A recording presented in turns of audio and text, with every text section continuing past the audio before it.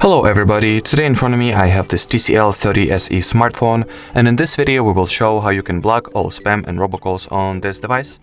So first of all, you gotta look for the phone dialer app that looks just like this. Go for it. Here at the top right corner, tap on these three dots, choose settings, and at the settings go for the caller ID and spam category.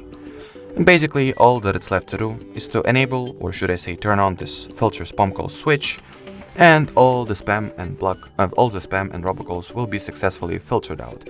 Basically, just by activating this filter spam call switch, you will prevent suspected spam calls from disturbing you. Alrighty, so that was it for this tutorial.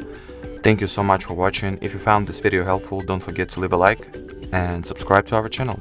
Bye bye!